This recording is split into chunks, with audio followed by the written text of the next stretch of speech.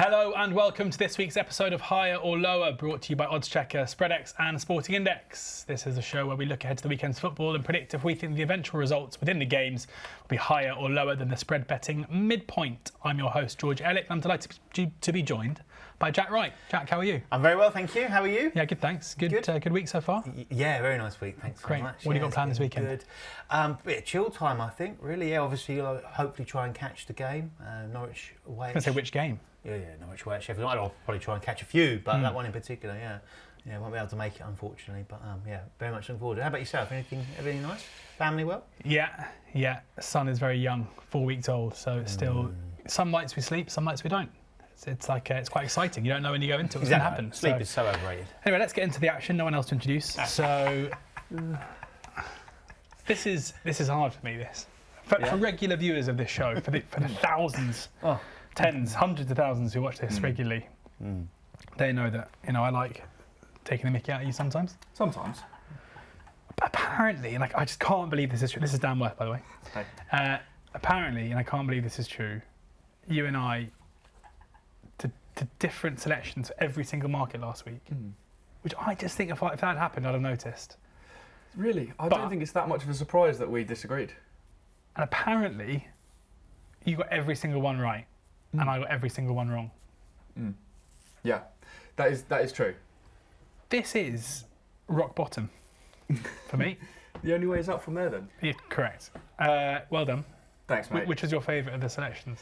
The Tamworth Spurs one, a sell of goal minutes 170.5, is quite nice from a profit point of view. Yes, that is good. But that's really good.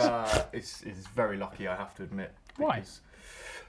I wasn't very lucky. Yeah. It made up zero. It made up zero, but I wasn't necessarily saying there was going to be no goals in that game. I based my rationale on early goals. I think when you sell goal minutes in your mid 170s, it makes up zero. There's no luck there. That's a good selection. Thanks. All right, well, there we go. It made me feel pretty good ahead of more selections. The one that hurt me was the Liverpool scoring in in injury time to make it 4-0. Yeah, that crawled over the line for me, didn't it? Yeah. But look, some weeks are good, some weeks not so good. My Salford Man City call wasn't great. No, it wasn't.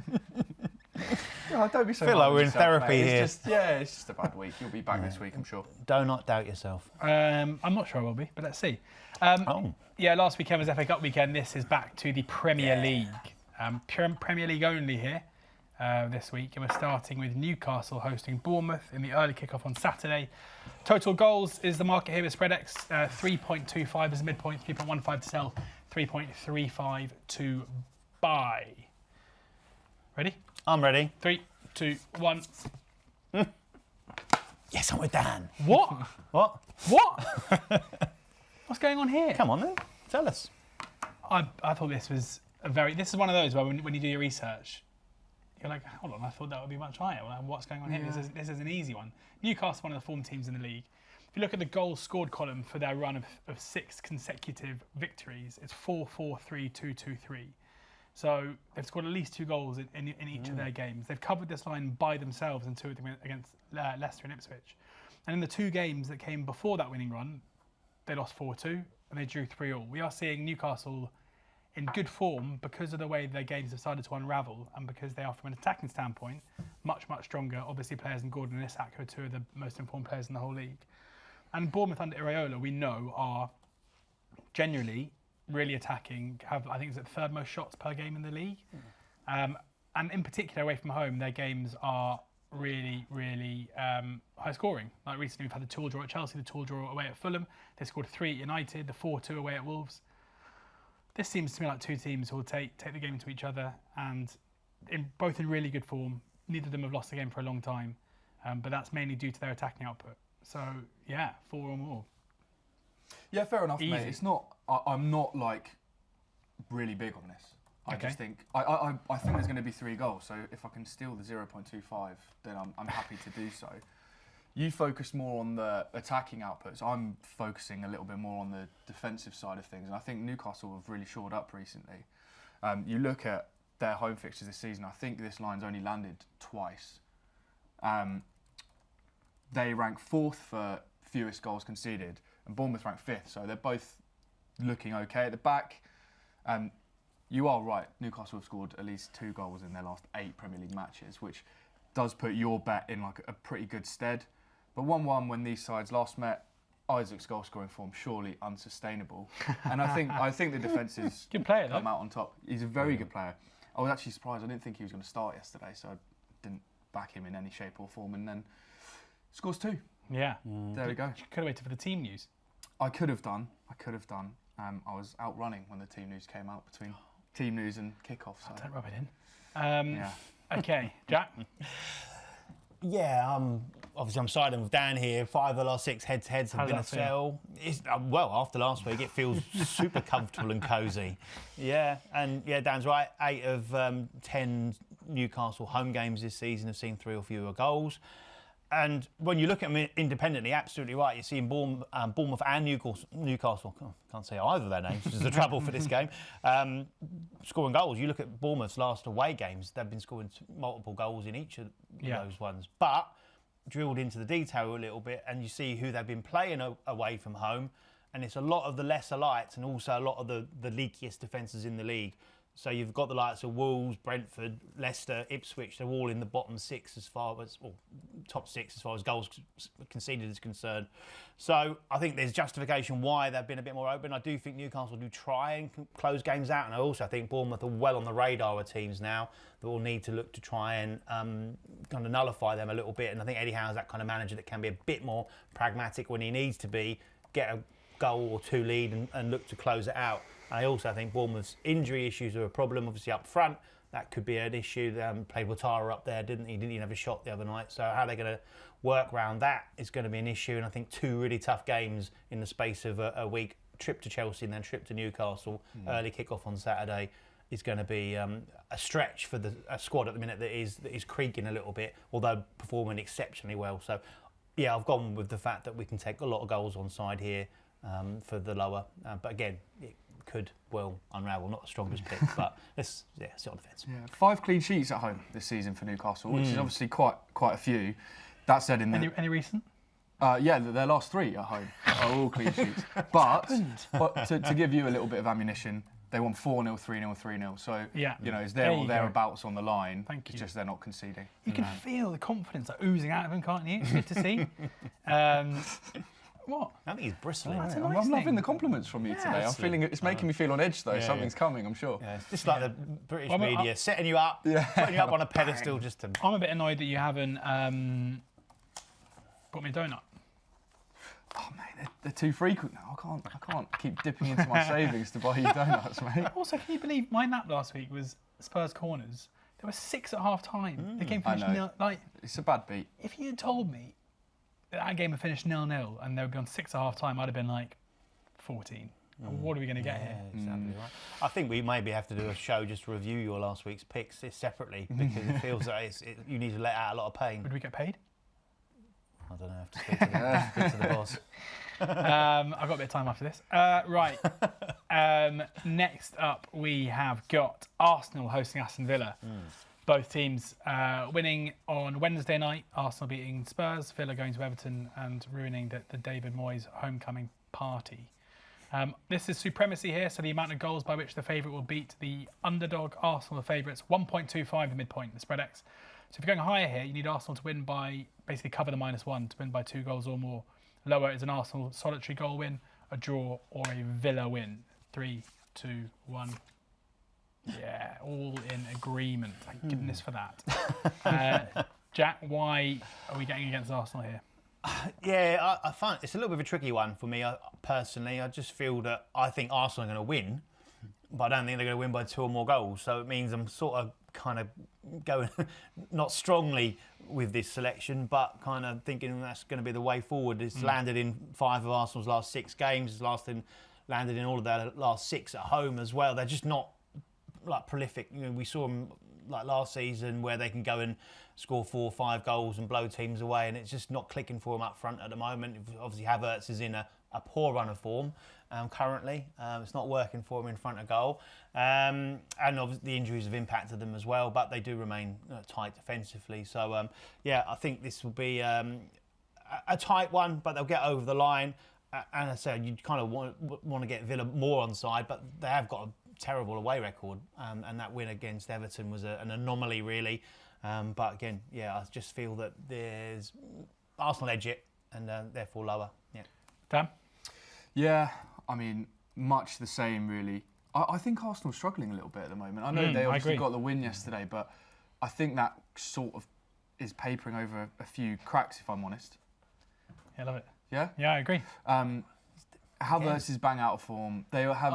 I know. No, come on. He is out of form in front of goal. I agree. I'm not. I agree. Yeah. I'm not going to say. There was a moment last night where he got the ball in the right channel, and if you're an in-form Kai Havertz, you're putting the trigger and you kind of check back and recycle it again. You're thinking. Yeah. Amazing confidence in it, like you see in a player, especially strikers, where they just take that little extra touch, or as you say, we'll go, I'm not going to take the chance here, I'll check back and I'll look for someone else. Yeah. And that shows with Arsenal's open play goal scoring at the minute they're struggling, aren't they? If it weren't for set pieces. Yeah, exactly. Well, that's it. They've got such an over-reliance on set pieces at the moment, which is great that they can get so many goals from corners and things, but when that's sort of your only real method, it's not ideal. But the Havertz thing is, like, they don't really have anyone who can come in. You know, if he's struggling for confidence at 60 minutes, you think, right, well, maybe let's switch it. Like, they don't really have anyone. Compounded by the fact that Saka's out for a while, Ben White out too. Obviously, he's not going to help too much with the attacking output, but still, it's quite a big. That link up, though, you say that link up that White and Saka had was phenomenal. That was like such a real important part of their open play creation. So having that completely stripped out is clearly impacting them. Yeah, for sure. And I mean, it's not a surprise to anyone, but Saka being out is huge. They've only won by more than one goal once since he's been injured. And I think we've spoken about this before. Like, they aren't really throttling teams without Saka. They're kind of just, when they are winning games, they're just getting over the line, like last night against Tottenham. Villa, all right at the moment. Like, pretty good, but not quite as good as they were this time last season. They obviously beat Newcastle 3-0 and are in decent form. And seem to be edging one-goal wins more regularly than not. As you said, away form is not great. They've been to Liverpool, lost by this line, which is not ideal. And they failed to score against Liverpool, Chelsea and Newcastle, all away from home. I think they were beaten convincingly by Tottenham away as well. So the kind of teams in and around Arsenal are beating Villa at home by 2 or more goals, which is a slight worry. I just don't think it happens here, given Arsenal's current form. Yeah, I agree. I mean, I think Villa are obviously very strong, pretty reliable in terms of you know what you're going to get from them too. But Arsenal just looked to me like a team who are getting over the line in games on occasion, but also coming unstuck relatively often. Like, Spurs weren't at it at all last night.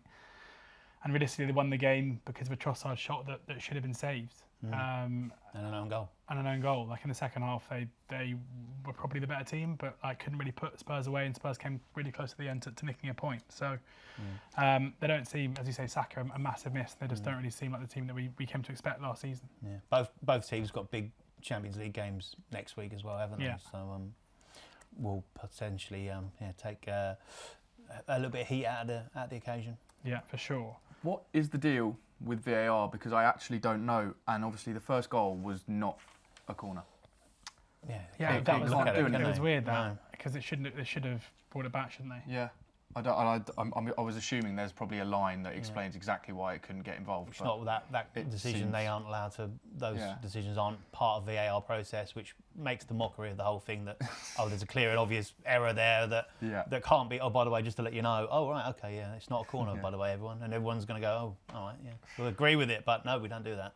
Instead, we'll talk about contentious other issues. Anyway, that's another show we can do as a special. That'll be the third one. The spin-offs are rife this week. Amazing, right. Into our next game, Everton hosting Tottenham. David Moyes again will be hoping to get his first win in his second spell as Everton boss. Spurs obviously fresh off that North London derby defeat. Looking at first Spurs goal here, 49.5 is a midpoint with spread X. So this means if Spurs score in the first half, you want to be going lower or early in the second half. If you don't think Spurs are going to break down Everton, obviously Everton very, very strong defensively. In the first 50 minutes or so, then you go higher. Would you classify this as a high line? Yes. Yeah, I would. Yeah. I honestly, this probably wouldn't inspire that many people watching, but I think this line is so interesting, as you're about to find out. 3, 2, 1. Oh, that's made it even more interesting, Jack. Go on. Oh, I can go first. Like, as I said, this is such a tough line because you're right. Everton defensively, are very astute. I think only Forest have conceded more first half goals than Everton this season. So, like, that stat alone... Less first half goals. Yeah, sorry. Yeah. Did I say more? You did. Yeah, sorry, I meant fewer. And Tottenham are the second highest scorers in the league. They've scored more goals in the first half than any other team this season. So you've got like Good the opposites, bang, which is exactly why they've come up with this line, I imagine. Tottenham put 4 past Everton in a reverse fixture. 14th minute, 25th minute. That has basically, on its own, swayed me to go last. Yeah, obviously Everton this season defensively have been really impressive, and in changing Sean Dyche for David Moyes, they brought in another manager who, can build a side to be very resolute defensively. However, David Moyes' record against good teams on occasion is really poor. Like, his West Ham side were often knocked for 5 or 6 against some of the better teams, and we have to classify Villa as one of the better teams at the moment. We have to classify Spurs as one of the better teams at the moment, despite their kind of poor form. And if we look at Villa on Wednesday night, who went to Everton, they created quite a lot. I mean, relatively early in that game as well. Morgan Rogers came very close to opening the scoring after 5 minutes. Tielemans had a good opportunity after 8 minutes. So it wasn't like this time, and Watkins as well. It wasn't like they started the game really strong and kind of consistently preventing Villa from taking chances. And we know that for all of Tottenham's faults, for all of the criticism of Ange, they are a team who create chances. They're a team that go forward. They're a team who their commitment to attacking is probably their downfall. So yeah, even though I can understand why it's high because of Everton's defensive record, but if anything, I think that gives us an opening here because games with Tottenham in it are always end to end and they're always relatively attacking unless they're playing Tamworth. And yeah, they drew a blank against Tamworth. They scored 1 against Arsenal. Like the floodgates are going to open again relatively soon. I've got no doubt about that. Jack? Yeah, it's a very tempting line, I must admit. But I've got to go with my gut instinct was to go higher. Dug into the stats. Nothing put me off going higher, based on the fact that my view is I'm looking at Everton and what they do and how they've achieved stuff. And I think also David Moyes is going to be going into Everton looking at what he's got, and sometimes that just makes you even more resolute, more defensive, and going, well, look, we haven't actually got the ability to go and create lots of chances. We haven't got players that are going to score lots of goals. We're going to have to make sure that we have got one part of the process exceptionally tight and locked down, and that's the defensive side. Just to throw the stats out there, as far as Everton this season is concerned, 13 times across the 20 games so far this season, the first goal has been conceded higher than this or not at all. So it's only been lower on 7 occasions. At home, which they do tend to play better at home, and it is a fortress, even more so at the moment, I think, with the Moyes factor going back there. Only conceded 4 goals in the last 7 home games. Only one of those came before 49.5. And across the season so far, 7 out of their 10 home games, this has been a higher line. 3 goals all season lower at home, and that's it across the whole campaign, all games. And I just feel that this Spurs side is disjointed at the moment. Ange looks a bit of a broken man, and I just think he's having doubts about how he's going about things. I think the side's just lacking confidence, it's just lacking that fluidity that they had in the past. And I just think that there's enough wrong with Tottenham that Everton can exploit that and keep them at arm's length. And I'm happy to go with a higher, ultimately. Okay, we've got 2 more games before we get into our naps. Ipswich hosting Manchester City in the Liam Delap derby. Total goal minutes is the line here. 178.5 is the midpoint. 171 to sell. 186 to buy. 3, 2, 1. Just me. Just you, mate. Yeah, just you. Oh, I hate it. Really hate it. Really, really hate it. But this is... Sold it well. Nothing else. But you know, I hate going... Basically, I hate buying goal minutes. And then this is an insanely high line. But I just think it's going to unravel. Like, I either think Ipswich stay in the game, and as we saw with City's game against Bournemouth in midweek, where we was 0-0 up until about the hour mark, and then there were 4 goals. We know that Ipswich at home tend to give teams a bit of a headache. We know that City is still not over their defensive issues. We know that Rodri obviously is still absent, and as long as Rodri's absent from Manchester City, their midfield doesn't really seem to exist. I wouldn't surprise me massively if we saw City run riot here, and if they do, then again that plays into late goals, because once they're clear and Ipswich either kind of down tools or have to commit men forward, that plays into City's hands. Or we see a tight game, in which case again late goals come into it. City should have plenty enough to breach Ipswich at more than one occasion, but I also think that Ipswich will cause City massive trouble, as they did in the away leg where they took the lead after, 2 minutes, which doesn't really help me here. So, a high line, but everything about this game suggests to me that there'll be late action. So I'm taking it on. Dan? Yeah. This stat surprised me. Only 5 teams have scored fewer second-half goals than Man City, which I guess is probably less of a surprise given that they've not been anywhere near as good as they have been over the last 5 seasons or whatever this season. But yeah, only 5 teams. That stood out to me anyway. And you mentioned the game the last time these guys played. 4-1, Man City won. Was that on the opening day? It was at the very start of the season. Early in the season, yeah. Obviously, Ipswich were very newly promoted at that point. 5 goals and total goal minutes still only amounted 137. And I think since then, we've obviously seen a massive drop-off from Man City. And we've seen what I'd argue is a pretty solid improvement from Ipswich. So two teams in completely different situations than they were at the beginning of the season. I think it will probably be much tighter than 4-1. City could easily win this at canter, but I don't know. Going away to Ipswich, they're in decent form at the moment. It's not going to be overly easy, and yeah, they've not... Overly easy, like your eggs. Overly easy, yeah. That's a good name for a band, I think. Interesting. We've been trying to work out what to call our band, haven't we? So. Yeah, overly easy. Overly easy. I thought unsustainable was surely cheering for that. Yeah, lower. Jack?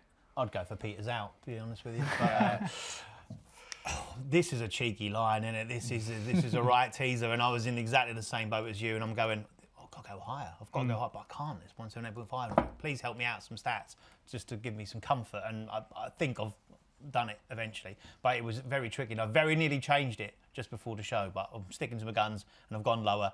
It is a very high line. You can change it now if you want. No. Okay. Ipswich at home their game's been relatively low scoring. They only average 2.4 goals in their home games in total. The one outlier to that recently was a 4-0 defeat by those boys Newcastle at Portman Road. That goal line total was total to 132 minutes, so still way under this. But I think Man City's issues persist. We saw that against Brentford in midweek. Their performances against the newly promoted sides, obviously, we've already talked about the 4-1 home to Ipswich, but Leicester was a 2-0 result, Southampton was a 1-0 result, and I just got a feeling that this will be quite a tight one and not as high scoring as it possibly looks on paper. But again, it's another one that I've kind of probably got one eye open only when I'm saying, I'm going lower, whatever that means.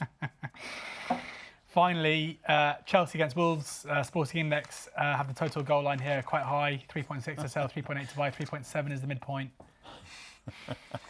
Oh, God, you're going again. 3, 2, 1. Hey.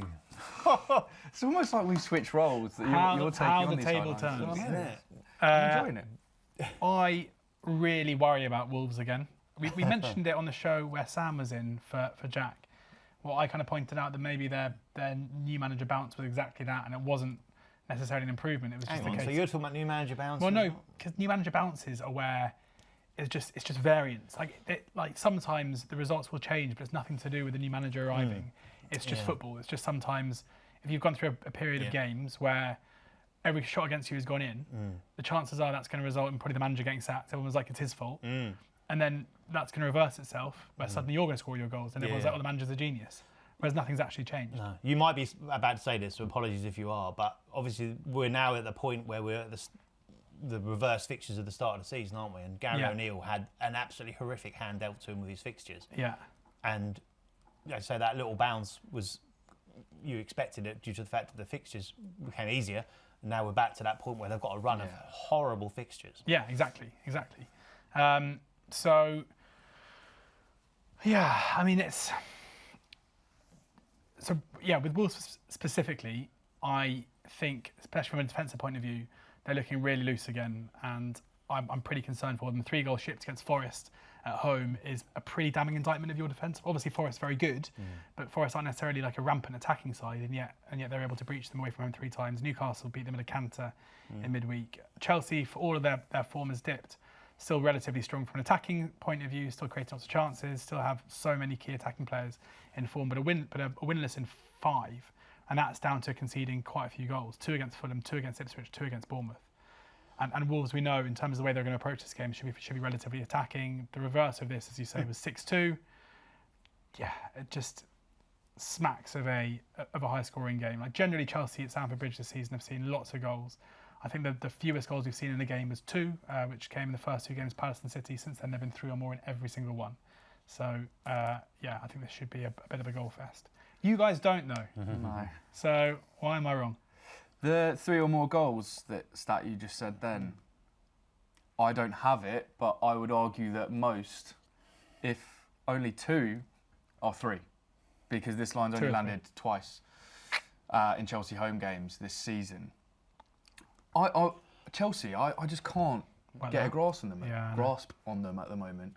Like, as you said, the attackers seem to be full of confidence. Like, I don't think Palmer has it in him to not be confident. And they're scoring goals, but then like the Bournemouth game, I just don't get it. I really don't, and like I don't really understand Wolves massively either. So I've taken a lot of misunderstanding and just gone lower. Really, this line has landed twice since the start of December for Wolves. Obviously, that's not a long period. So look, it could happen. It obviously happened significantly when these teams last met. Yeah, just too many uncertainties for me. So I've gone lower against the high line. Jack? Yeah, I think there is a bit of bias towards that reverse result, of course, that stands out like a sore thumb across the season. Yeah, 2 of those 10, that's the stat that stands out for me as well this season. There has been goals, but generally 2s and 3s. And the 2 games that did go over, obviously the most recent one, Bournemouth, there was a penalty in that one, and then that 90-plus added on time free kick from Reece James. So, yeah, ones that you think aren't necessarily going to happen every single week. And the other one was Brighton, which I watched that game, and it was absolutely bonkers because it was like 4-2 at half-time, wasn't it? And stayed that way. And Brighton's line that day was incredible. It was like weirdest defending I've seen. So, and there was goals disallowed in that one as well. Anyway, other than that, it's been a lower line. I think Chelsea aren't quite clicking at the moment. They have got a young team and they've got a young manager, haven't they? So it's weird. I mentioned this a few weeks ago, but Maresca got off to obviously incredible start at Leicester, didn't he? And then he had that little wobble where they were a bit like, oh, what's happened here? Are they going to throw it away? And it sort of coincided with the same sort of time in here. So if there's a reason behind it, or it's just coincidence, we're not sure. But at this moment, I think they're going to focus on the fact they are conceding too many goals. They've got the talent to go and win a game. And I think against Wolves, you mentioned those 2 games. The thing that would concern me is Wolves are playing 3 centre-backs. They let Chris Wood have the freedom of the penalty area for his goal against them.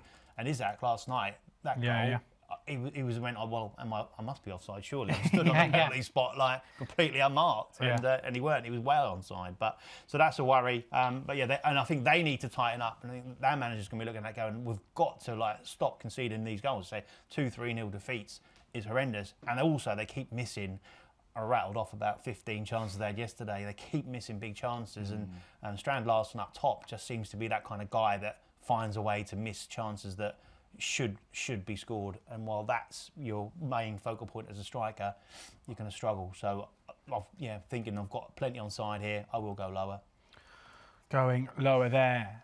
Those are the games we're previewing in full in this week's Higher or Lower. Now time for our naps. And before we get into those, make sure you click in the show description and the link in the show description if you haven't already got a SpreadX or a Sporting Index account.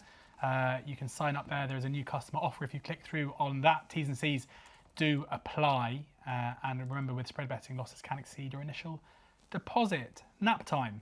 Time to sleep. And you've been through a few, Jack, before landing on your final selection. Yeah. I was going to go for Lucas Paquetá goal minutes. That market's not been formed as yet. He's playing as a false 9 at the moment with their striking problems. So I was going to see if there was a possible angle in that. I was going to buy Norwich goal minutes at Sheffield United. because of creative and goal scoring issues for them. The fact that Josh Sargent is back, but possibly will start at the bench. So if they are going to score, might be later. Anyway, I've had enough of the winter. I've had enough of this weather we've got. I've gone to Spain, into La Liga. Wow. Yeah, It's exciting. Isn't it? Exotic. Didn't know that was I know. allowed. Yeah. Exactly. Neither did I. Leganés versus Atletico Madrid is the bet, and it is Atletico Madrid total goal minutes, and the midpoint is 91, and I'm going to buy that. 15 wins on the spin. They're in absolutely incredible form at the moment, top of the table. They've won the second half of their games, which obviously is quite a crucial element for this bet. The fact that a late goals here will be very, very nice. They've won 14 of 19 La Liga games second half, so shows you the ability to go and win games late. They've had a real tough away record, or away games. They've played 7 of the top 10 away from home. The lowest ranked side at the moment they've played away is Celta Vigo, who are 12th. And they've got a really good record away. Obviously, they're top of the table at the moment, so it shows you how well they're doing. And in the reverse, that Leganés have played 5 of the top 10 at home and lost all of them. And they've been really poor in their last 3 home games. They've lost 3-0, 3-0 and 5-2. So loads of scope there for this Atletico Madrid side that were in. Both of these sides were in Copa del Rey action midweek. Atletico Madrid went to the second place team in Segunda and won 4-0. And Leganés went to the top place team in Segunda and won, but won 3-2. So conceded 2 goals against them as well. And Atletico Madrid have won 3 of the last 4 meetings between these two sides also. So lots to like about this with the way Atletico Madrid are playing at the minute, who used to be classified as the defensive kind of grinders under Simeone. They've kind of reinvented themselves a little bit this season and scoring plenty of goals as well. So, yeah, that's where I ended up. Love it. Thank you. Daniel? I'm going Brentford versus Liverpool. Sell of headed goal minutes at 33.5. Can't keep away from the headed goals. Could get messy, couldn't it? Could get messy because those two teams can score goals, right? Yeah. Yeah, they can. Only 2 teams have scored fewer headed goals in the Premier League this season than Liverpool's 3. No team. When did they last score a headed goal? Yeah, okay, fine. But it's the only goal they've scored from a corner this season. Last time out. Sounds like they're doing some work on the training pitch from corners. Yeah. Maybe. Yeah. And Special teams coming on. Diogo Jota is so tall. He's likely to score those corners. He's good in the air, isn't he? Virgil's due one, isn't he? Virgil, yeah, he is. But not this season. Right, stop putting this bet down. No team have conceded fewer goals from set pieces than Brentford's 2, and Liverpool are 1 behind. Is that the right word? They've conceded 3. So, yeah, there may be goals. I'm hoping none of them are with the head. Lower, 33.5. Lots of room for profit. Lovely stuff. I'm going to the Championship. You'll be shocked to hear. And I'm looking at a massive game on Friday night. I really couldn't recommend watching Burnley-Sunderland more. The only issue is there might not be very many goals. Burnley going through if they carry on the way they're going, it'll be the best defensive season any team's ever had in the Championship by miles. Yeah, incredible. James Trafford just not letting anyone kick the ball in the goal.